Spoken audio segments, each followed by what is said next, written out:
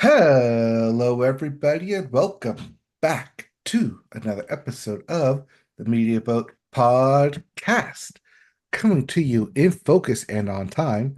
Uh, you totally messed with your audio there. Maybe not the Bringing first you the one. best in movies, TV, music, and video games. Not necessarily in that order.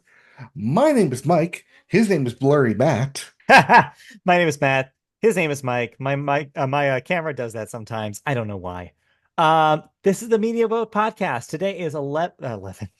Today is November 19th, 2024. It is episode 462. And yeah, it's everything that he said: movies, video games, music, television. Not necessarily in that order, but some order of those four. Yes, and we will have to be, as it is the 19th, there are 2 weeks, or we have 1 week left. You have one more podcast in November until we get to December, and all the lists are due at the exact same time. Yes, I'm already starting to think about lists. I'm already starting to get stressed out about lists. Yes, my Christmas list is due today, as I was reminded. Yeah, those are even lists outside of the ones we do for the podcast are due. So yeah, we're gonna have to. Yes, but before we get to any of those lists, we got to get to this week's list, starting with the music section. Start the music section with the Billboard. Start the Billboard with the Hot 100. And the hottest song in the land is a bar song, Tipsy by Shaboozey. Coming in at two, Die with a Smile by Bruno Mars and Lady Gaga. At three, Birds of a Feather by Billie Eilish. Coming in at four, Espresso by Sabrina Carpenter. And rounding out your top five, Lose Control by Teddy Swims. Hey, did that all sound familiar? Same as last week. That's because Mariah Carey is not out there yet. Well, in some households, she really is out there, Well, but not enough households to crack the top 100 yet. yeah, not yet. As for the albums chart, your Billboard 200, Chromacopia is number one album by Tyler, the Creator. Two, The Star Chapter, Sanctuary, EP by Tomorrow Cross Together. At three, Short and Sweet by Sabrina Carpenter, who we'll get to in just a hot second here. Coming in at four, The Secret of Us by Gracie Abrams. And running at your top five, Hit Me Hard and Soft by Billie Eilish. So same old from last week, except for your monthly new K-pop release that cracks the top five. Yes, TXT. Otherwise, otherwise, same old, same old. If you don't like any of those albums, we have new releases, starting with Merciless Body Count. I'm sorry, that's Merciless by Body Count. That's Ice-T's body count, in case you're counting. It is very merciless. Next up, we have Mahashamahana by Father John Misty. Yep, I believe that I said Father that John correctly. Misty. Yeah, probably. I don't know. Who cares? Mahash Mashana. Just got to break it up in there. Yeah. We also have Nobody Loves You More by Kim Deal. Mhm. Or is it Nobody Loves You More? Or is it Nobody Loves You More? I A little see, playful. I think that's the question I was trying to get to, but just over accentuated. See, I've taken voice acting classes, so Ah, all right. not to Next up, brag. The Last Will and Testament by Uh-huh. Opeth. And lastly, How to Disassemble an Atomic No, Bomb. no, no. Oh, sorry. How to Reassemble an Atomic Bomb by U2. As the name implies, this is a re-release of the classic, well, debatably, the old U2 record. Some people think Uh, it's a classic. It did have a lot of hits on it. I don't know if it's one of their better ones. so ask your grandpa about this then? No, it's not that old. It's the early 2000s. Ask your uncle. I don't know. Your uncle might Probably. know. Yeah. Yeah. Ask that uncle about it. Yeah, that uncle. That's also like for 24 years. 25 years, maybe, roughly, roughly. roughly 15, Mm. 16, maybe. Okay. Let's let's get out of conception new releases and Yes, let's get into music news. let's. And we got a hot one today, talking about Sabrina Carpenter Yeah, and a no nonsense Christmas. Okay, not no nonsense. That's double it, negative. it A is a nonsense nonsense. Christmas. Yeah, it's a Yeah. nonsense Christmas. Well, the trailer has arrived ahead of her final concert in the US for her short and sweet tour. So, the audience at the Kia Forum in Los Angeles was greeted with a new trailer before Sabrina took the stage. They were also treated to the live premiere of all the special guests that would be Sure. attending this Netflix event, Uh-huh. including musical guests of Chappell Roan, Tyla, Shania Twain, and Kali Uchis. But wait, there's more, as she'll also be joined by Quinta Brunson, Carla Delevingne, Kara, Cara, you inserted an L there. yes, Carla Delevingne,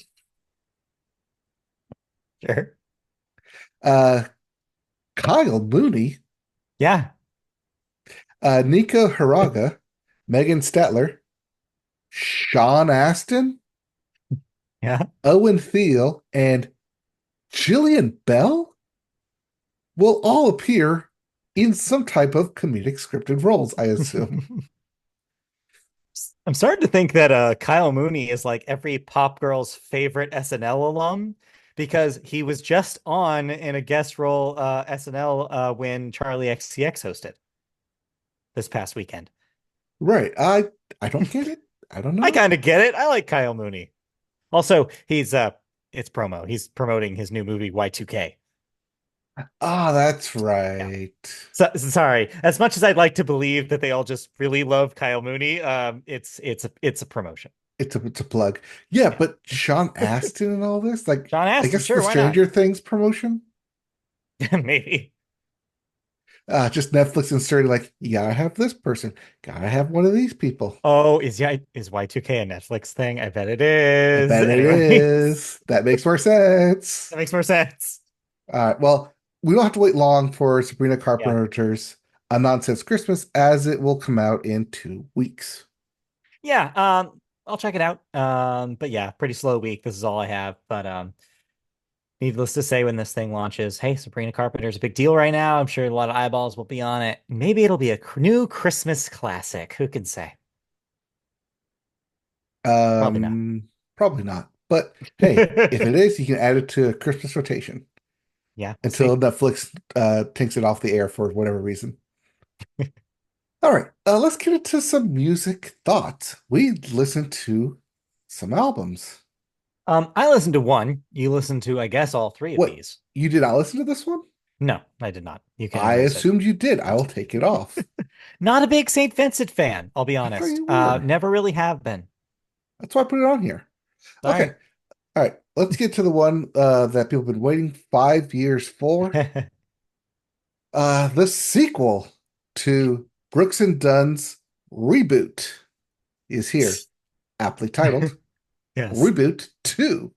So last week you kind of hyped this up, I guess you could say. You explained that it's the reboot series, I guess now, is covers of Brooks and Dunn's classics. And as you mentioned, they have quite a lot. They had a pretty wide-ranging songbook when they were at their peak. So this is Reboot 2. So this is basically covering the songs that weren't already covered in Reboot 1. What are the kind of classics that we find here, and who's on the disc? Well, first off, you're wrong. Wow, you told me a lie. No, that's what I thought it was going to be too. Okay. Except, so the first Reboot album was 12 Yeah. songs, basically their biggest hits recovered. Here in Reboot 2, some of those songs make another appearance Wait, because they're what? just Why? that big. Okay. Why? By different people? Yes. Okay. For some reason, they allowed Morgan Wallen to Oh absolutely butcher Neon Moon here when Casey no! Musgraves just did the most perfect version in the previous reboot. I was gonna say no. You don't ruin one of the best Brooks and Dunn songs. Yes, he did. And they allowed it to go to record for some reason. Oh, But this album is actually 19 songs, so you get 7 more songs, a couple more deep cuts, especially one that I was fun to see on here. Indian Summer. okay, sure. It's a deep cut, and it's so deep they put it as the last track for all you who actually absolutely love Indian Summer. The deepest cut.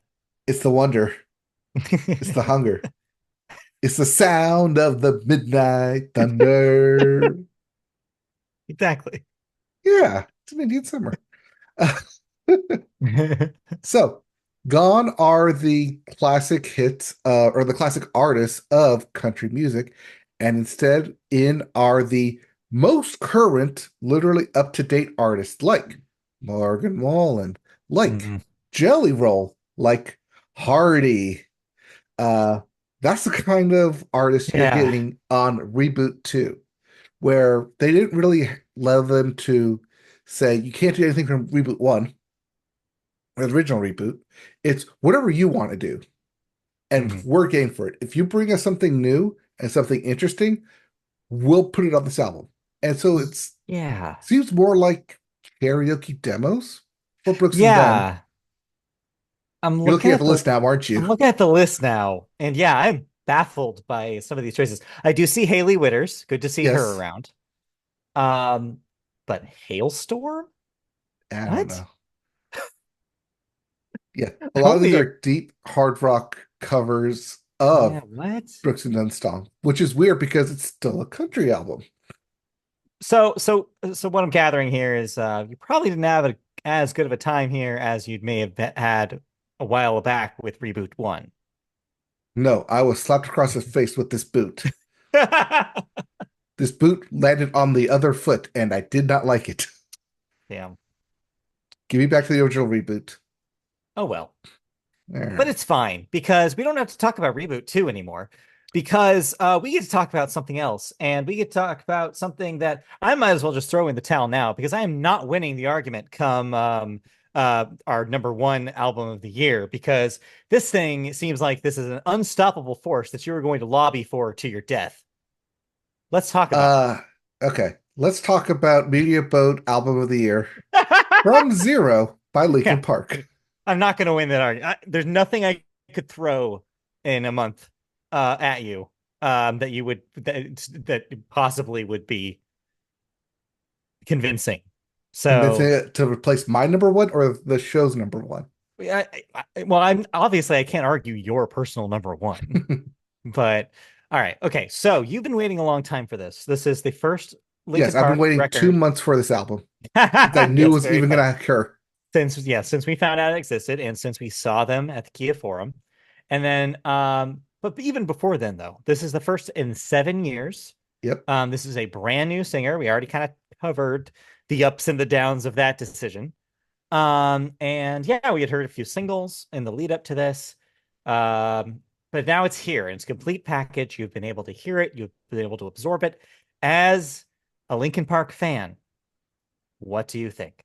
I just you don't single me as just the Linkin Park fan here, okay? You Sure. also listen to the entire discography and you've gone to their Yeah. concert. You And are a I'll fan too. that is not what I would say. You recall I was pretty negative on all their stuff. So How can you be I will, negative? You listen to the entire discography. You've listened to yeah, I every know. single song. And yet here we are. I'll get to my opinion in a little bit, but I want to hear yours as a All right. fan, as someone who was So waiting for this. when we left the LA concert, their first Yes. big concert following the announcement they were going to go on tour, we saw people wearing From Zero shirts, Yeah. album shirts, tour shirts. And I walked out of that. I was like, you know, I'm not going to buy a shirt because I don't know how I'm going to feel about the album when it comes out. Mm. I don't know. Like, I trust Linkin Park as a band, but as we've seen, pointing to Hunting Party, pointing to Living Things. Sometimes it doesn't quite live up to all the hype that you put towards it. There Sure, will be bangers, consistency. sure. Yeah. Yes, but that's the Consistency is an thing. issue with this band. But that's also what we will all like about Linkin Park is that they never do the same thing twice. Sure. Everything is new. Everything is fresh. They're trying something different with every album. You Mhm. don't get stuck in the mundane of, oh, this is just like this song. Oh, this is just like that song. Everything is new and fresh. Yeah. So, From Zero is new and fresh because new singer, 7 years since their last album, lot to take in, lot to express, Yeah. both in emotions and in writing lyrics. But I think what they did here was that they made everyone super comfortable with it.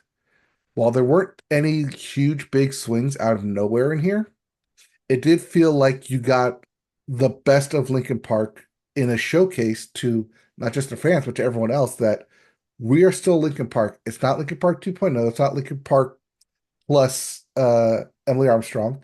It's still Linkin Park. And we're going to show you, well, Mike Shinoda is going to show you why there's still Linkin Park, Sure. why it's still going to be called Linkin Park. And everything that you had worried, throw it out the window. Nothing to worry about. It's all good. They know what they're doing. They spent the time, they took the effort.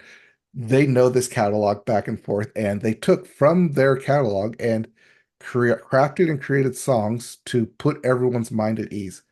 And you're right. I absolutely love Of this album. It's course you do. crafted for me.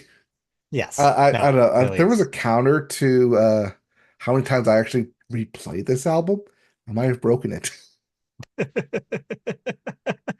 Yeah, and what I'll say is I get it. And what I mean by I get it is while I don't believe the entirety of this album is for me, neither was the rest of their discography. But the Mhm. biggest takeaway I have from this is I think that this is their most consistent, back to front, best sounding album since Meteora. I think that they took a lot of wild swings, as you mentioned, in the albums that followed. They tried a lot of different kind of styles, and sometimes it didn't work out fully for them. It is interesting that they kind of almost gather all those different styles and place them here in a row, but without sounding derivative. It doesn't sound like they're revisiting where they were when they wrote those albums. It just sounds like, hey, we kind of like poppy stuff, but we also like hardcore stuff, and we also like new metal stuff. Why not write songs that show that breadth? It doesn't feel like they're revisiting to me as much as it does. They're showing off. They're showing off their skill set. They're showing off the songwriters that they've become over the 2 decades of being this band. It just so happens that a new person is also there, which makes you wonder. It kind of not throws a wrench in it, but it kind of adds another layer there, right? Which is who knows what Emily Armstrong's contribution was specific to the songwriting. We don't know. But if I'm going to hedge a guess here, I think it is a little bit of more of that pop songwriting. Not saying that her band before this was a pop band, it wasn't, but I do feel like there's a little bit of hookiness that maybe was is feels new to the band for me. I think there are better constructed written songs here than maybe they've ever had. My opinion. There are exceptions. Like I feel like there are a few songs in their discography that I did like. But I think this is just a collection that proves like, no, we're even better than that. We're going to prove that this is a blank slate that we're going to build on with the stuff that we've done in the past. And I think it's a really good record. I think they did a really good job of establishing the new Linkin Park. Of course, there's the baggage that comes with it that we've discussed on this show. If you're coming into the show, if you're that person who downloaded 300 episodes of us on Thursday, let me briefly recap. Who knows who that is, but if this is you that I'm talking to right now, if you're a new subscriber who just said download all, welcome. We're happy to have you. And also, yeah, obviously, Emily Armstrong's stuff with the Church of Scientology, previous stuff, like it does add some unnecessary baggage to this record. And I think without it, it may have made an even bigger splash and we may have had a different kind of conversation here. But as it stands, I think this is a pretty strong statement that the band is here. They're not going anywhere. This is the kind of music they're going to make. And I think for the band and fans like you that have accepted that this is happening, I think they're going to be very happy with it. Yeah, I mean, I know I'm happy with it. Like I said, just keep Mm. going through it. Yep. I do like that it's not just all mixture between Shinoda and Armstrong. Yeah, no, That that's the first, like, I think 4 or 5 songs are a mixture, and then it has that cut where it's just Emily Armstrong singing, and then just her yeah. doing the screaming voice too. Again, it reminds you of kind of their approach to certain other albums in their past, like when they would just have Chester just doing the entire song. Like Mhm. it's a balance that really matters. And I feel like that they know that that's a strength of theirs is to make sure that there's a variety. But you want to start with that comfort zone because you have a lot of these diehards that want it to sound like 2002. Mhm. It's like, well, it kind of does, but also there's some new stuff happening here. Also, one of the biggest pluses here. It is 31 minutes. It's in, it's out, it does what it needs to do, and it's gone. And then it has us like it is kind of in that way repeatable. It's not surprising to me to hear that you listen to it over and over again because it's short enough It plays to that.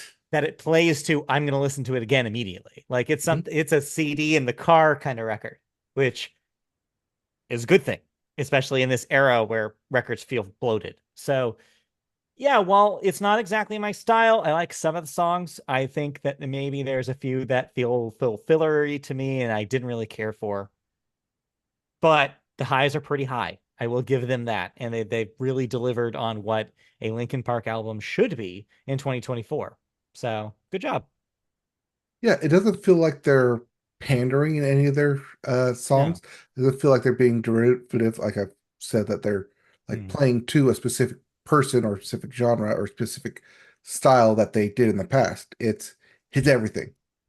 And I like the way this album is built. Like you said, it yeah. brings you in, it sucks you in. So by the time you get halfway through, you're like, oh, there's only like 3 songs left. And I enjoyed my ride going into this. Yeah.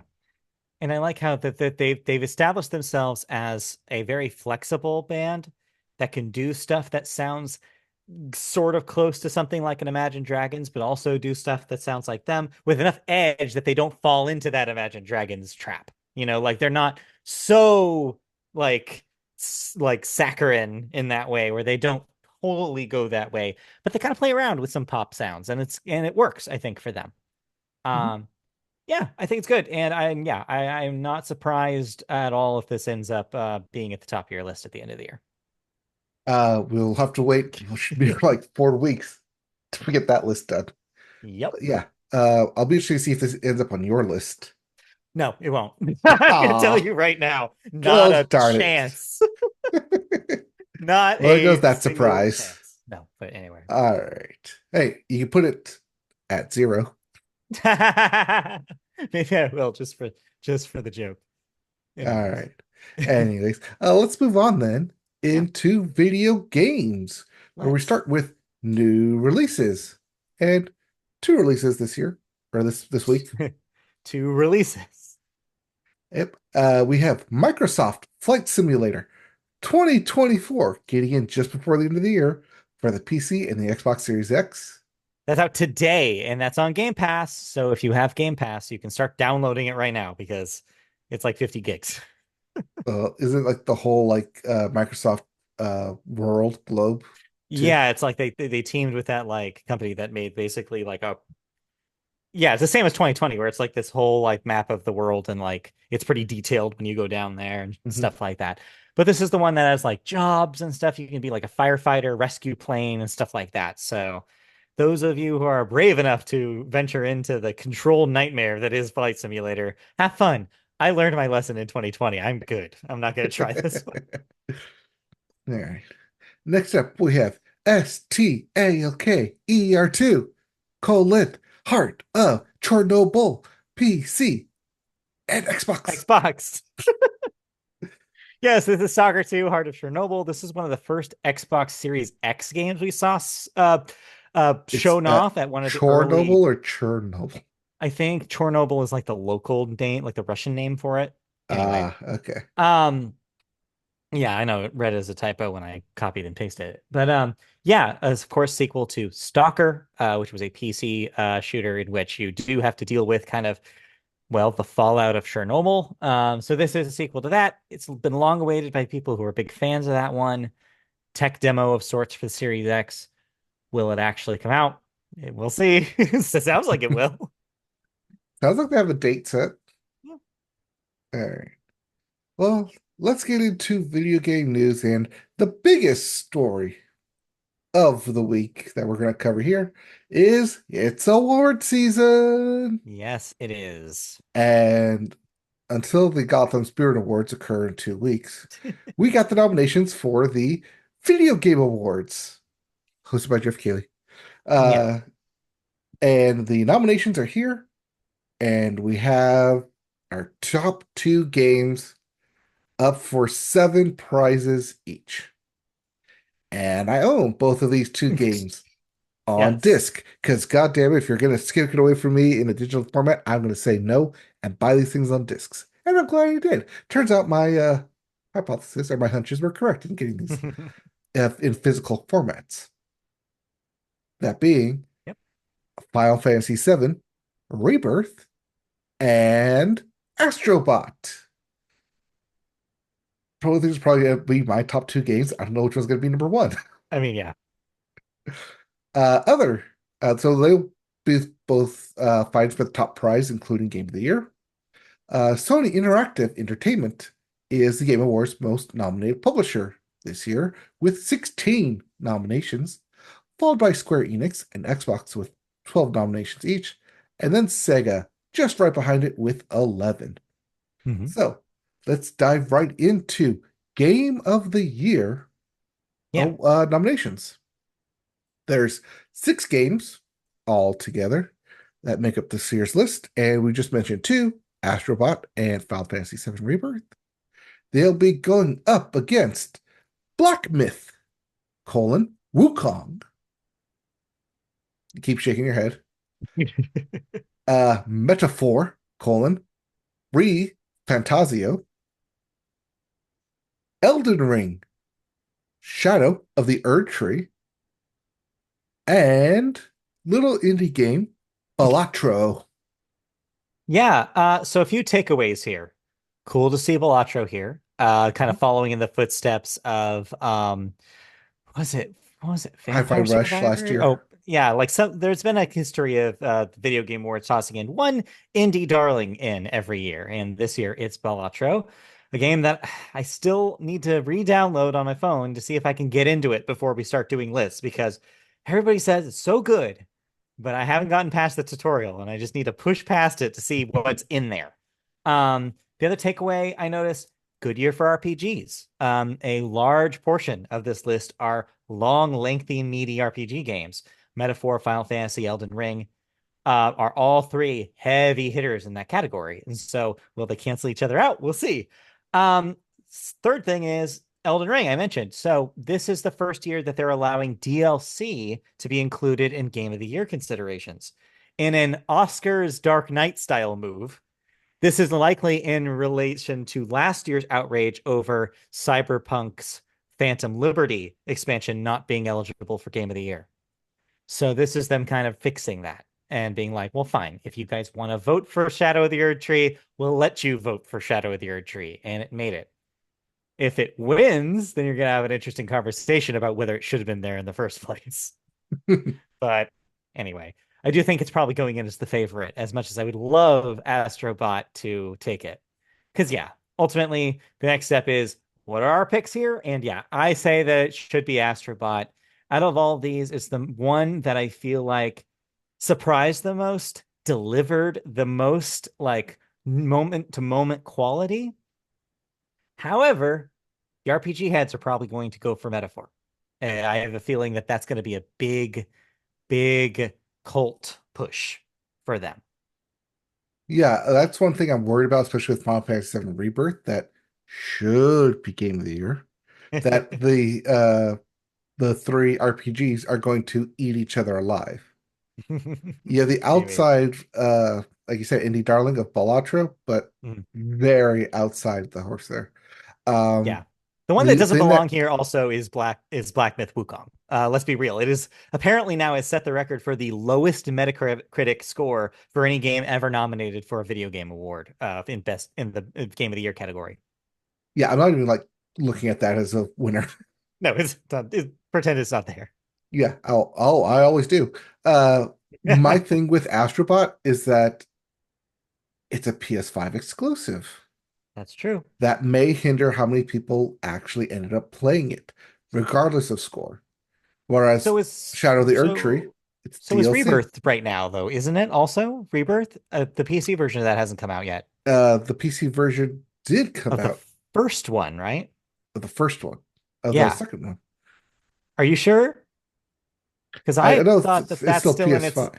I thought it was still in its exclusivity window. But I guess I could be wrong. Anyway, Uh, we yeah, can't spend time looking it up. But yeah. So yeah, overall, an interesting pack of six games. I see a lot of conversation about what got snubbed here.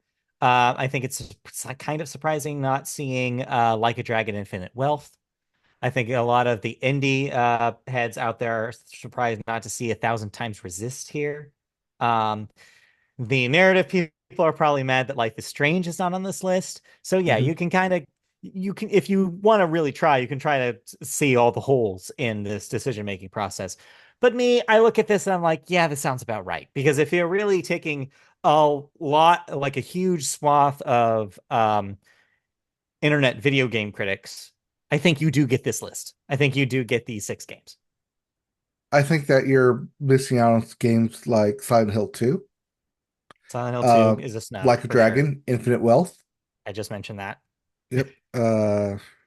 Let's see here. What else is down here? Um, Stellar Blade, I'm not surprised Stellar back Blade and is not here. forth. I think Stellar Blade even received lower scores than Black Myth did. I think that was also kind of a contentious release. Let's see here. Oh, if we're talking about Dragon Age, the Veilguard. Yeah, Dragon Age Veilguard is not representative in like most of the categories, actually. hmm It seems like that may be just a timing thing, seeing as it had an extremely recent release. Also notable, no Nintendo representation here at all. Echoes of Wisdom, the new Zelda game, is not here, Yep. for instance. Yeah, that's where I'm going next to. Yeah. Uh, oh, Anyway, Plucky but Squire. yeah, Plucky Squire, but Plucky Squire did not Oh no, get the best reception, so no, it's just including down by here you. on debut indie game. Yeah. So yeah, But anyway, Balatra's gonna take that. right. There's a lot of other categories. We don't have time to get into them, but Yep. yeah, we'll check this out. We'll see how it works out. But yeah, I'm really pulling for Astrobot. Mr. RPG, best fighting game, Dragon Ball, Marvel Capcom, Multiversus, definitely not. Yeah, Multiverses, a game that has already won that category. Anyways, Anyways, yeah. The lists are out there. You can go vote. This is a fan voted experience. I guess So so. get in there before all the bots do and vote for Astrobot. There you go. Anyway, Yes, I said that on purpose so you can take it either which way. yeah, who knows? All right. Now, did you end up playing Life is Strange? I have played a little bit more Life is Strange. Yes, I had gotten past the end of the first chapter and I'm in the second chapter now. So I'm still kind of in the early parts of the game, largely speaking. But I have messed around a little bit with the special power. It does work pretty cool. The navigating between the two universes thing is neat. And I do like how you kind of have to go back and forth and try to figure out, like, oh, what can I grab in this universe to take to the other universe? Who is like on my side here and who's not? It's like, it's interesting. And I do like how the game has a well designed journal and note system to make sure you have everything kind of in line. It doesn't seem any of the puzzles have been particularly difficult so far. It's a little classic Life is Strange, looking around for about a few minutes just to see what you need to do. But once you get it, I think the dialogue's still pretty strong. I do like the characters. Still haven't been pushed over the edge though yet. Right now I'm trying to figure out my top 5 of the year, and just so you know, this game has not cracked it yet because I'm still not sure if it's going to hit me in the same way as True Colors did, which was definitely in my top 5 2 years ago. So I'm gonna spend a little bit more time with it, and hopefully by the time I'm done, maybe I'll be moved to decide whether or not it's one of the better Life is Strange games or whether this one's a lesser. I haven't gotten to that point yet. All right, now a quick question with moving between the two timelines. Are Mhm. you able to do it freely or is it forced based on the narrative? Um, Kind of in the middle of that. It's not exact. You can't do it anytime, but there are locations in places that you're at that have kind of glitter around them that you can go there and change dimensions. So the game has, yeah, it's kind of like if the puzzles call for it, there will be a location nearby where you can swap. Okay. Yeah. Yeah, just yeah, I was just trying to see if it's like a Ratchet and Clank situation where you're gonna No. switch when the story tells you to switch, not on your own. Right. No, it's not a, well, I guess kind of. Like I said, it's weird. It's not like Ratchet and Clank where well, they're two different, very different games, so it's hard to compare. But Right. you're not wrong. It's like it is seems to be set up. It will be available if you need it to solve the puzzle, as Okay. opposed to BioShock yeah, Infinite, where you can like look into it at sort which if you want to. sort of, but replace puzzles with combat with puzzles. Yeah, Yeah. maybe that's a good way. I don't know. You kind of have to see it Okay. for it to make more sense. But yeah, and maybe that'll change. Maybe there's other ways that they'll use it. There could be some clever things that I haven't seen yet. All right. Well, oh, one thing I gotta add here is that the final world for Astrobot's speed trials came, Yes. and they saved the worst for last. Oh no. It's the monkey. It's Oh the damn no. monkey bars. I was dreading the monkey. I really hate how that works. Yes. It's my Uh, least favorite part of Astrobot. It was also my least favorite part of Astrobot's Playroom. And they brought it over in the exact same form in Astrobot. And I was like, no. Yeah. yeah. So that's there. It's the last one. I did Yeah. it in like a minute 10. Okay. And then I looked at the leaderboard and I cried. Yeah. It Yeah. was like I bet. 27 seconds. Yeah. I need to I'm get like, back to that. how? Why? What? Yeah. I need to get back to that. I'm like 3 levels behind. But Yes, instead, I've I'm been currently playing. beating all worlds between us. Yeah, I bet. Well, because I've been playing Tetris Forever instead, is what I was going to say. Um, by the way, real brief update about Tetris Forever. I pretty much finished the documentary portion. All I've been doing, and the last thing that I didn't talk about last week when I talked about it was Tetris Time Warp, which is the new game in this package. It's not really new. It's basically a Tetris game that occasionally will take you back in time to previous versions of Tetris. So you'll be playing this like modern version of Tetris, and then a block will drop that kind of looks like the Tetris from original 1984 Tetris. If you clear that, you'll be transported and play a very brief, like 10-second segment of 1984 Tetris. And then if the time elapses or you complete a certain objective, like clear 3 lines, then you'll be transported back to modern Tetris or another timeline, like 1992 Super Nintendo Tetris or 1989 Game Boy Tetris. And it just keeps going depending on your mode until you lose. And there's score benefits. There's score like um multipliers if you do the special achievements, I guess, within those time warp levels. It's a cool little thing, and it does have a co-op element, so you can team up to 3 people and all time warp together, which is kind of neat. But yeah, so So are you telling me that let's do the time warp? Yeah. exactly. So yeah, that's really cool, and I am really looking forward to jumping back into more Battle Gaiden, because I've only beaten one of the computer players. I need to get back in there because that game rules. So yeah, Tetris Forever is still great. All right. Let's go then from video games into television. And we're going to save this story for last as we Okay. get right into poppin' champagne. Yes. The 1972 Dolphins can finally pop that bottle as nobody goes undefeated. That's right. Kansas City Chiefs have lost in Buffalo to Yeah. the Bills, Yeah. after which every table in the parking lot was immediately destroyed.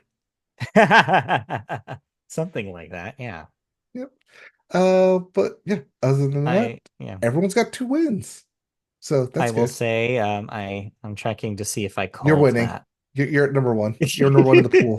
We don't know why. We can't explain it. You and I did call that Phil. actually. I did call that they would lose. Yeah, a lot of us did. But yeah, no, yeah, you're right. Yeah, you're the lead for some reason. I am 2 points ahead of everyone right now. Yeah, I know. What do you mean for some reason? Why can't you just admit that I'm good at this? I can admit that I am terrible at picks. You're terrible at pick'ems. I am terrible at pickups. It's I'm terrible it's at setting my own lineup every week for fantasy it's football. just a percentage game. Just play the percentages. Anyways, You gotta find the upset. That's how you get the edge. but you clearly don't because you're not getting Oh, I ahead. no, I hit the edge and I fly right off it. Thelma Anyway, and Louise style. Whoosh. but yes, congrats again to the 72 Dolphins. You'll have to wait even longer for that record to be broken. If it'll be If broken. if ever does. All right. Let's get into some new records as MLB. It Yes. ended, but the hardware is still being given out. And we Yes. have the first of the hardware, Rookie of the Years, going to Lewis Gill of the losing New York Yankees, and everyone's favorite, and not at all a surprise, Paul Yeah. Skeens of the Yes. Pittsburgh Pirates. These two would have been my picks. I think this is correct. I think that even though the Yankees lost, I think Gill did have a good showing. I think he showed that as a rookie he could stay and hang out. Then meanwhile, I mean, Skeens just had a crazy debut. To the point where they're even like there was even talk about this about just handing him the Cy Young too. It's like at this point, like the man cannot be stopped. So it's like, yeah, of course Skeens gets it. No one should be shocked. Give that mustache an award. So next up is the Managers Award. Hmm. And it looks like we do have our winners. Okay. Winner for the AL is Stephen Vaught Okay. of the Cleveland Guardians Yeah. and the AL. And then looks like it is Pat Murphy of the Milwaukee Brewers for the National League. I agree with those two. I think those were really scrappy teams that were very, very, very close, and I think that they both earned that. You're just a homer for the Brewers. Hey, that's not my team. It's Christie's team. I know, that's why you're a homer for it. So yeah, those were just announced as of like 10 minutes ago. Cool. Still to come, as you mentioned, the Cy Young Award, top Yep. pitchers, and Aaron Judge and Shohei Ohtani receiving their MVP awards. Yes, I will be interested to see if the luster on Judge has worn off a little bit after the And postseason. it goes to Soto. I don't think that it's Soto either because both of them did not have the postseason we were hoping that they would. And Right, but it's not the so, postseason, it's the regular. right. It's the No, I entirety of realize the that. year.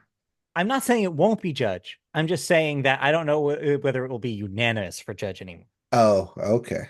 I think it will still be Judge. I think that he will win because I think the vast majority are going to look at those stats and they're going to be like, well, duh. I mean, if it's the best season Aaron Judge has ever had, that means by default he's the MVP, right? Like, that's how You it mean he works. did even better than the last time he did it? I'm pretty sure. I'm not, I don't have the stats in front of me, but I'm guessing Well, it yeah, felt because he sure was in felt leading like in he had his every best season. category, Right. or it's most of the categories. Most.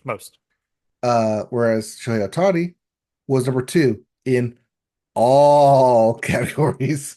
Right. Yeah. No, needless to say, it will be Shohei, and that one will be unanimous because I don't think anybody in the the NL now.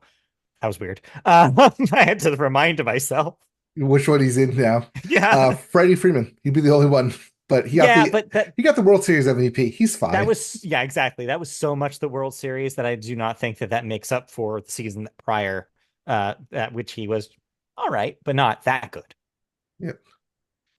Fun fact, this is the first time in 20 years that both of the Rookie of the Years have been pitchers. Wow, cool. Actually, it might be 25. It's going back to like 1998. It's So, pretty impressive. congratulations on these fine pitching machines. I Maybe mean, when you'll you make think about it it, into the Hall of Fame. hey, well, yeah, but if you think about it, it was a really strong pitching season. I think it really was. But yes, sorry. Yes, you want to pivot. Yes, I wanted to ride my segue into the Hall of Fame ballot Yes. as in 2 weeks in December, they will meet and gather and vote some of the first time ballot Hall of Fame candidates. Just give me a quick yes or no if they should be in. Ichiro Suzuki, Absolutely yes. CC Sabathia, Yes. Felix Hernandez, Sure. Carlos Gonzalez, Probably. Destin Pedroia, Yes. Hanley Ramirez, Probably. Fernando Rodney, Okay. Ian Kinsler, Ben Zorbist, Troy Tulowitzki, Okay. Russell Martin, Brian McCann, Curtis Granderson, and Adam, not that Pac-Man Jones. So yeah, I kind of dropped off halfway through that because there's a lot of names I don't recognize. Yes. But yes. Yes. If there's any reason that Ichiro Suzuki is not a first ballot Hall of Famer, burn whoever said no. Toss them out the room. Yeah, no, it'll be cool to see Ichiro get it, especially like, like when you think of the legacy of Japanese born players, like obviously it did not start with Shohei. It goes beyond that. And Ichiro is a big reason why Shohei is even the player he is. It was an inspiration. Now, there's only been one player ever voted unanimously into the Hall of Fame. That's Mariano Rivera. Hmm. Will Ichiro Suzuki become the second player to ever do it? I think it's possible. He's only the second player because of one Boston writer saying Derek Jeter should not be in the Hall of Fame in his first ballot. Yeah, well, can't go back in time and fix people from Boston. It's impossible. Uh, Not yet. All right. Anything else in baseball? No, we'll talk a little bit about TV deals later, but yes, that's it Yes. for baseball, I think. All right. Quick jump to the NBA. The NBA Cup is currently happening. Your current leaders sitting at 2-0 are the Magic, the Knicks, the Pistons, the Hawks, and the Warriors. No No surprises there. surprises Yeah. there. Except maybe that the Lakers aren't here, but then again, the Lakers are not a tournament team. Well, the Lakers are 1-0. They haven't played their second Yeah. game yet. Okay. So maybe.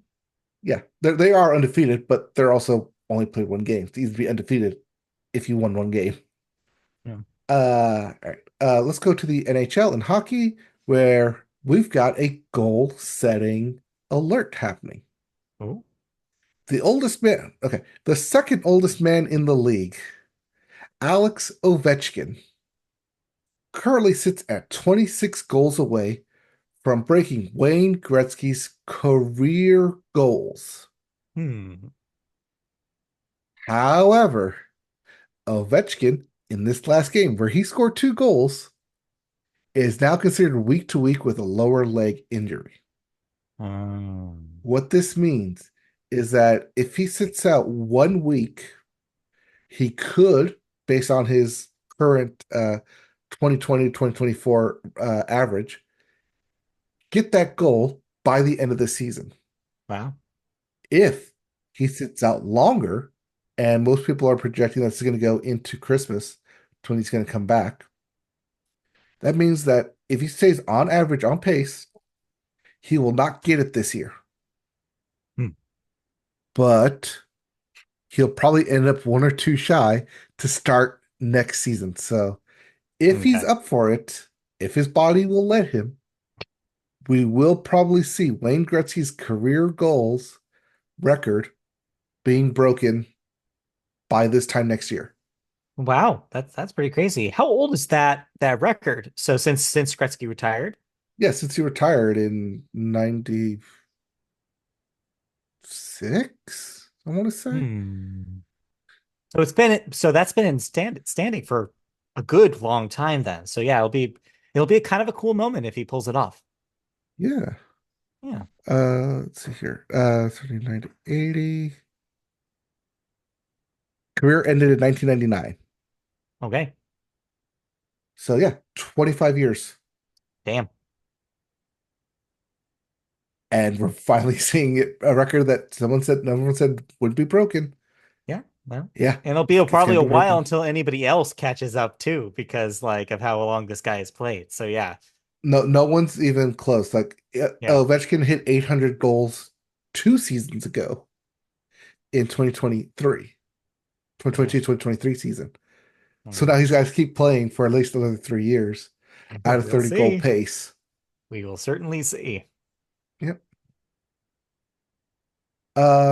In unfortunate hockey news, though, the Boston Bruins have, in 20 games, officially become the first hockey team this season to fire their head coach, Jim Montgomery. Well, they actually have good reason to fire him. While he's been there for 3 seasons and led the team to the most successful regular season in NHL history with 135 points, he still has zero Stanley Cups to the team. Adding on top of that, the last 2 years when they were in the playoffs, they lost to the same team, the Florida Panthers. Mm. Now, on top of that, starting this year, they've started 8, 9, and 3. They are 31st in team offense and 28th in team defense Oof. and just sinking like a rock. Yeah, those are not So, stats you want to see. yeah. So Boston made the wild change to fire their head coach 20 games of the season. Yeah, that seems soon. But again, like it might not just have been this season. This season is just the cherry on top, right? You're talking about like in context over the last 3 years. It's just been disappointment for them. And so they want to change, they want to change fast. Right. It's not disappointment in the regular season. It's because Right. they won their division. They're like, set the record. But Yeah. all those W's mean nothing if you don't got the hardware to back it up. Turns out, yeah. Uh, uh, yeah, that's hockey. And then speaking of just absolute and utter collapses, over in college football, Florida State University last year, regular season, undefeated, 13-0, and they were snubbed out of the 4-team playoffs and instead had to play in the Orange Bowl, where most of their players decided to sit out. One, in process of it, and two, they're going to the NFL. They don't want to hurt themselves. So they ended up getting demolished by Georgia in like a 53-9 game in the Orange Bowl. Since that game, this season, they started at ranked 10 on the AP poll going into the year. They are now 1-9 on the season. Oof. A collapse like this has not happened since 2012 when Southern Miss went 12-2 in one year, only to go 0-12 the next. Damn. That's got to be demoralizing in a lot of ways. They have 2 games left. One of them they should win. The other is the Battle of Florida, where they play Florida State, or they play Florida versus FSU, where the Gators are going to clap them. Mhm. Yeah. So yeah, Yeah. Yeah, I would hate to be a fan of Florida State right now, that's for sure. it's a seminal effort that they're putting out there. Anyway. Ha ha ha ha ha ha. So Uh, funny. yes, almost flew right over your head. All right. Uh, No, I got it. I know. Unlike the Florida State receivers, where they dropped it. Yeah, exactly. Exactly. Yes. All right. I think that's all I have for sports because we got 2 TV deals to talk about. Yeah, we'll start with the top. Yeah, sports will extend into the television news today as there are two big sports television things that broke this weekend or this week. One we knew about and one we kind of heard the rumblings of. So we'll start with baseball, specifically the baseball teams that are broadcast by the Diamond Sports Group. So this is a story we've been chasing for a long ass time. The Diamond Sports Group has been in a bankruptcy court. Their case has finally, at long last, been settled. So now that the dust has settled, we now know essentially what's going to happen in the 2025 and maybe beyond seasons. So six MLB teams will remain in Diamond's portfolio for the 2025 season. These include the Atlanta Braves, the Detroit Tigers, the Los Angeles Angels, the Miami Marlins, the St. Louis Cardinals, and the Tampa Bay Rays. Their channels, previously branded Bally Sports Network, have been rebranded. This happened in mid-October.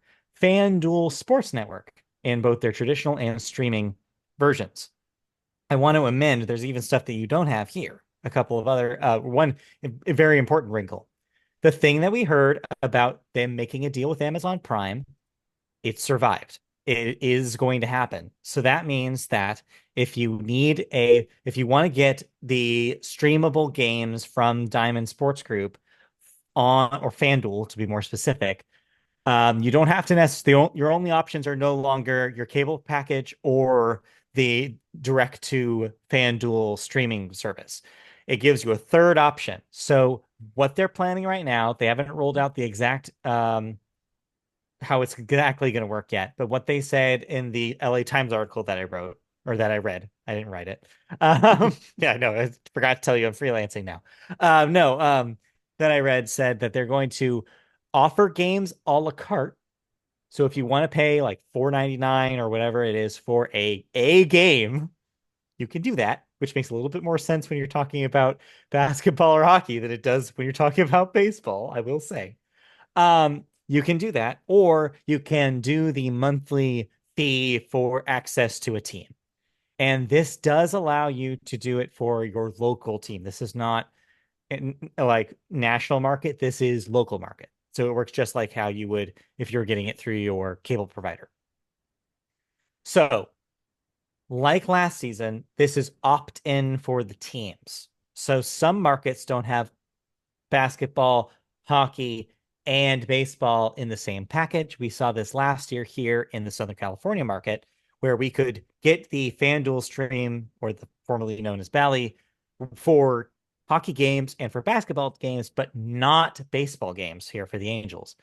That may change. The Angels made a statement. I'm sure other teams may have made their statements as well. So look up your local team, that they are going to opt into a streaming option of some sort this year.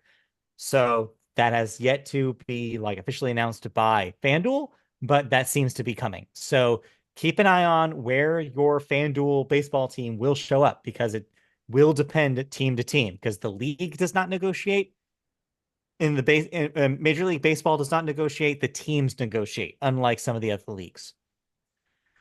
So yeah, that's your FanDuel update. So yeah, if you're in one of these markets, which probably a lot of you are, then yeah, then stay up to date and see where you need to get your subscription. I mean, there's just some small markets like the Atlanta area, the Detroit area, Miami area, the St. Yeah. Louis area, the Tampa Bay, I don't have a roof area, and the Los Angeles area. Yeah, only, small ones. Yeah, well, not like New York City or Yeah, no. well, they do have LA there. Yeah. Uh, Dallas, Texas. I don't know. Like that's the Yeah, other but they big one. don't have the World Series winning LA team. They have the other one. Yes, yes, they do. Key distinction. All right, our second sports story takes us to the world of basketball, specifically inside the NBA. As inside the NBA, yeah, dive in. Uh, TNT's longtime basketball studio show will now appear on ABC and ESPN, as finally the NBA and Warner Brothers Discovery settled their months-long lawsuit about their rights. Panelists Charles Barkley, Shaquille O'Neal, Ernie Johnson, and Kenny Smith will all remain on the show, though O'Neal still needs to agree to an extension, but has indicated his intention to remain on the program regardless. TNT will have a full package of regular season and playoff games outside of the United States, along with the news that it will extend its partnership with Warner Brothers Discovery for an additional 11 years. So that means TNT will continue to be the home of the NBA this season, along with the games that will occur on ESPN. TNT will continue to produce Inside the NBA after it changes networks, despite it being on Disney owned channels. Hmm. TNT Sports could develop other shows and projects around the cast of Inside the NBA, including Barkley, O'Neal, Smith, and Johnson, despite the deal. So it looks like that what we kind of got was a little bit of a compromise with Warner. So they didn't lose everything. They still get their games on TNT, and they still produce the content that ends up on Inside the NBA. So it's an interesting melange kind of deal. Yeah, the deal that the NBA made with the various networks of Disney, Amazon, and Warner is for local or it's for US showings. TNT and Warner Brothers Discovery will still be responsible for international coverage of the games, which Yeah, is why they will still have Inside the NBA as part of that deal because they want to follow that up for all markets, not just here in the US, all international markets as well. got it. Okay. So But yeah, yeah, everything looks like it's going to be the same going into next year, and it's the years after, starting in 2025, that it's going to shift between ABC, ESPN, Amazon. I think Netflix even got thrown in there too. Which, by the way, Netflix is one. We're not talking about that fight, but two, yeah. they're going to have a Christmas game this year. And if streaming is anything like that fight, though, they're going to have a lot of pissed off customers. Yeah, I'm actually surprised that I get why the sports stories you ran with first, but yeah, the other big story in television was, yes, the quality of the Netflix stream for the Tyson fight was bad. I heard from pretty much everybody who listened or watched it, listened to it. It's funny. To Well, no, everybody you're right, because they did who listen to it. They basically couldn't watch listened it. to it, you'd have your phone out and just be like waiting for something to happen. What it sounded like. But yeah, it seems like they really need to work on that stream, considering that WWE deal kicks in pretty soon. That's in January. Yeah, so they need to have their top men figuring this out right now in order to keep this from being a thing. If this was their test run, they shit the bed. Yeah, seriously. Oh, did they shit the bed? Anyways, Anyways, but let's um, move on. Why don't we? Unless you have anything yeah, else to say about the basketball stuff. I know basketball continues to basketball, and It does. the inside of the NBA continues to be inside of the NBA. I guess it does. It means that all your favorites will still be there. Your Charles Barkley's and your Shaqs Yeah, will funny how still like be Charles there. Barkley said he was going to retire, and then Yeah. Shaq said he was going to retire, and then they Like, nope, decided to they're bring the here. whole crew back. It's like, no, you're going to do this till you're 90. Yep, they're gonna do it forever. All right. Let's move on. You watched something this week. You told me you were gonna wrap this up and talk about it this week. So tell I'll me. I'll be brief about this because this is a new show Okay. called Saint Denis on NBC. New Dennis, comedy show. Denise, It is pronounced Dennis. They say Dennis on the show. Dennis. Okay. It is a regional hospital in Washington, Okay. and it's a comedy, a workplace Okay. comedy, similar to that of uh, Superstore, The Yeah. Office, Parks and Rec. We've seen this format before, this time in a hospital setting, So it's where, Scrubs. yes, you'd think it's Scrubs, but because they do the talk to the camera a Uh-huh. lot, it's not like Okay. Scrubs. Got it. But I feel like Wall Scrubs is a great comparison because it is comedy set in a hospital. Scrubs still treats it like a comedy with dramatic elements in here. Right. St. Dennis is a comedy, a lighthearted Okay. comedy, Got it. where just at the very end, they try and make it like a medical, add the drama of the medical staff within it. Like, yes, everyone is typically a goofball. Everyone does have their own quirks, but they're also still good at their jobs, Okay. which is kind of what was the charm of Superstore was and why it lasted for 8 seasons was that while they all have their own quirks, they're still a family. That's why I kind of hated that ending because even though they all spoilers when Superstore ended, everyone disbanded, but they still said they all got together a year later. And I know for a fact that living in multiple different places, you did not have that happen. Well, But TV, it's nice to have that. TV. Uh, it's TV. But yeah, Saint Denis, there's two episodes up right now. Yep. Uh, very, like I said, very light on the drama, very heavy on the comedy aspect of it. Okay. It's fine for now. I I need more episodes to see where it goes. But if you liked Superstore and you liked where that kind of comedic genre, workplace genre, uh, comedic timing, that Mm. that kind of feeling, Yeah. you're gonna like this. There's nothing Okay. really bad about St. Dennis. There's also something that's like the good place. You gotta watch it every week. Right. Yeah. That's I usually give these NBC ones a shot, so I'll probably watch the pilot and see how I feel about it. But I did not care for Superstore, so it might be a little harder if that's kind of the zone it's in. But I'll give it a shot. By the time Superstore got like its footing in season two and on, I liked it to where I just binge watched at the end of the season. So I Sure. can kind of see the same thing here, where I'll just binge watch towards the end of the season.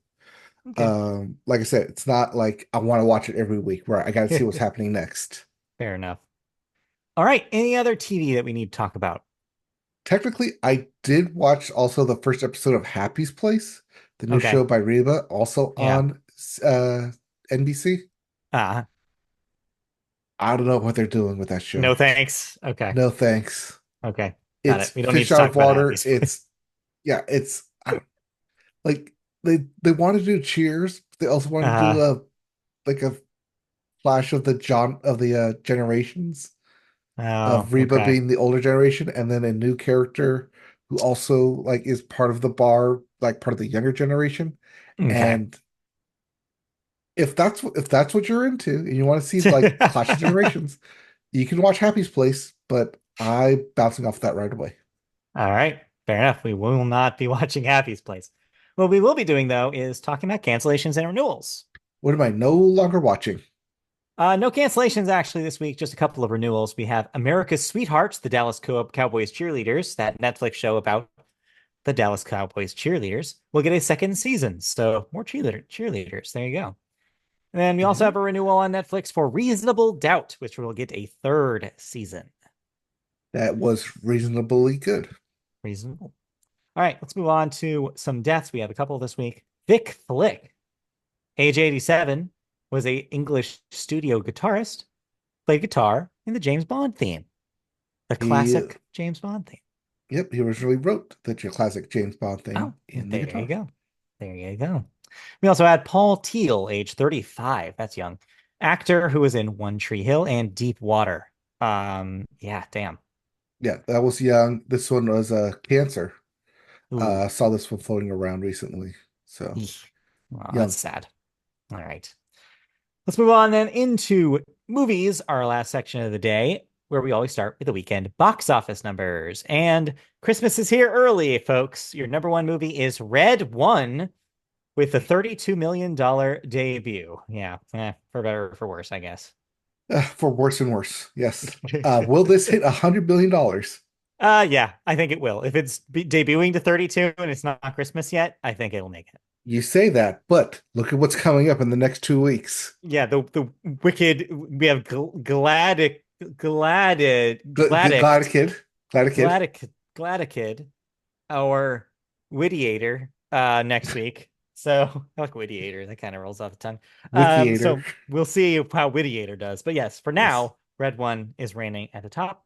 Number two, Venom: The Last Dance with another 7.3 million. That's at 127. Still making money. Number Yep. three, The Best Christmas Pageant Ever continues the holiday joy with $5.2 million. That's at 19 million total domestic. Number four, Heretic, still here, $5.1 million this week. That's at 20. And rounding out your top five, it won't go away because families still need to see movies. The Wild Robot with another $4.2 million. That's at 137. Maybe it'll get pushed out next week. We'll see.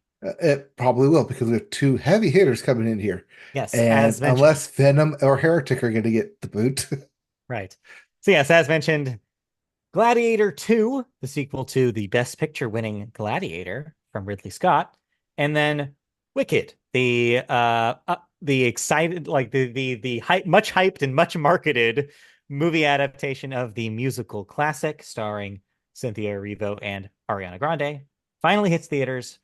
Yeah, it's a very Oppenheimer Barbie style thing where it's like, okay, I could see people seeing both of these. Maybe not back to back though. Wicked is trending for $100 million to open this weekend. Yeah, Gladiator for 60 million. Fun fact, Gladiator 2 is the first sequel to a Best Picture film since The Godfather Part Godfather 2. too. Yeah, I was gonna say that's like the only time that happened. Yeah, Um, so yeah, obviously, Wicked is going to be huge. Like they have marketed it to death. It's a wide-ranging, appealing movie for all sorts of different ages. It's good family stuff. It's PG, which is interesting. We haven't had a big PG movie in a long time. So yeah, it makes sense that this is going to be a huge box office success, and I wouldn't be surprised if it beats that 100. I'm just gonna put that out here. I will take the over if we're going to do that, for example. I think that's going to do really well. Um, and critically, it seems like early previews are positive. It seems like all the word out there seems to like that it does the job, and it's a good version of the Wicked story. So I'm excited to check it out. technically we're wrong Okay. because it's not Godfather Part 2.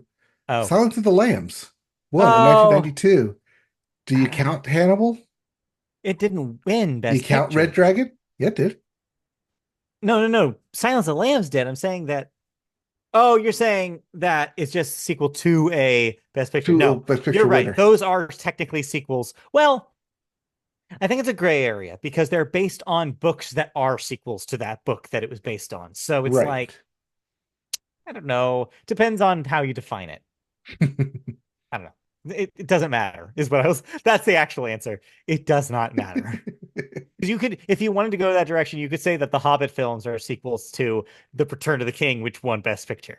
No, but They're those are prequels, prequels. They're set really. in the same universe. But that's what I Based on mean. the If same you really want to go down this rabbit hole, there's probably more that we're not right. thinking of. Return of the King was, Yeah. yeah, did win Best Picture. But that did win Best Picture for Return of the King, won Best Picture for the entire trilogy. And we all Yeah, know but that. We that's just kind of not just give it them. yes, we know that, but it's not what's on paper. We have to Yes, I respect know what the that's actual thing says, which is only one of them won Best Picture. right. And everyone knows the third one is the best one in any trilogy. Everybody knows that. Everybody Rise of knows that. Skywalker says hi. Anyways, move on. So those are your new releases this week. You're gonna see one of them. Like I know who I'm talking to, and whoever's on the other end of this podcast, you're gonna see one of these movies. Anyway, let's move on. We have some movie bits to talk about. A lot of stuff happened in the movie world this week. A lot We of like start, wrap up stuff, actually. yeah, we start with a little bit of a wrap up for a story we reported on a few months ago now about the Jim Henson lot. It was up for sale. There was a question on which questionable company would buy it. Well, turns out not a questionable company, but two questionable guys, John Mayer and McG, a name that I love when his name comes up. Don't you just love when McG shows up? It's just like an old recurring character who's just like, "Hey, McG is here." I McG, mean, he's they're no surprise Patton Oswald. no, but he's a good surprise when you get him. Yes. They're going to team up and buy the Jim Henson lot for $60 million.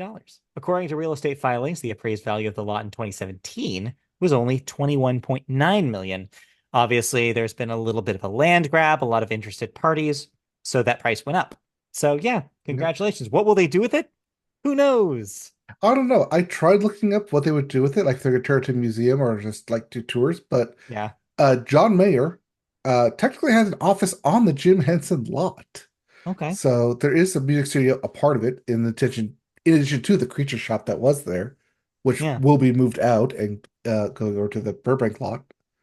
I want them to team up and create a like a studio, like a movie studio. That'd be really funny to see John Mayer and McGee on stuff. No, it wouldn't be a movie studio. It'd be a music video only There lot. you go. Yeah. McGee going back to his roots. Yes. Anyways, our next bit is Conan O'Brien has been selected to host the 2025 Oscars, and this is the best news I've heard all week. Well, yes, because it means Conan O'Brien gets back to work. Uh, Yes. Also, bit of Simpsons called it because Conan O'Brien recently was in the premiere episode of The Yeah. Simpsons season this past couple of weeks, where Yeah. he hosted the final, quote unquote, final episode of The Yeah. Simpsons. I actually did watch that one because I was curious and it was fine. Like Yeah. that's how I feel pretty much about all like whenever I hear it's like, oh, there's a new Simpsons episode that's actually pretty good. I watch it, I'm like, that was fine. Yeah. Like never amazing, just always kind of just like, yeah, okay. There's some good bits in this. And it's Mhm. always good to see Conan. So that was nice. All right, let's move on to the next bit, which takes us to AMC theaters.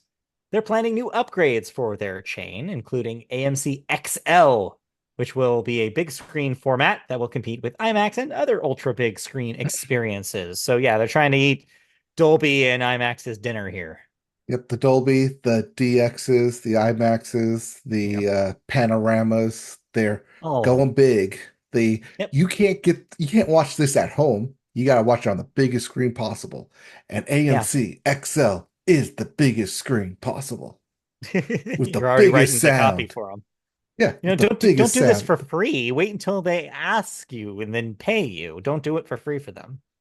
Yeah, that's what this blank check is for. Yeah, they're ready. You had props ready this week. All right. Oh yeah, Lastly, just in the wait a couple bits. weeks until it's Christmas time. We'll get there. Hold your Okay. horses or reindeers. Um, let's lastly in the bits this week.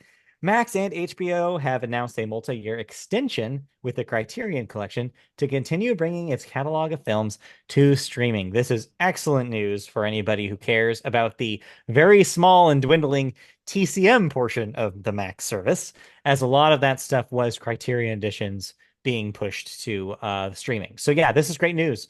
Criterion discs, even though they're on sale like maybe 8 times a year, they're also pretty expensive and also they crud up your shelves. So if you already have Max, it's good that some Criterion versions of classic films are getting the streaming treatment. And this is one bit of news where it's not HBO and Max and Warner Brothers Discovery Getting rid quietly of axing streaming. streaming stuff. Yes, this is good. This is good news that he's going to continue to put new stuff on there as opposed to take it out. So, Yes. congratulations. Woohoo! Now do that for the cartoons. Right. Yeah. Now keep going. Right. And that'll do it. Those are the end of the movie bits. Did you watch any movies this weekend? No. And I'm realizing that I may need to get to watching some movies because Mhm. I got to make a list, a top five. Yes, me too. That's where I'm at. I tried to watch The Substance this weekend, and it's trapped in Mubi jail. Had you even heard of Mubi, the streaming service? Oh, movie? No, The addition Mubi, to movie? not Nuvi, not movie, Mubi, Mubi. UBI. Yes. Yeah, Yeah, it's for very, very right. specific art house Yeah. films. No, so I knew about Movie, but I just can't believe that the substance of all films has been shoved into Movie. So I did not watch The Substance. Instead, I went back to the vault and I watched a movie that I had never seen before, from the 2000s. I watched Pan's Labyrinth, the Guillermo del Toro classic. Oh, I you had never never seen it watched before. Pan? Oh, I okay. had never seen it before. That was an experience, let me tell you.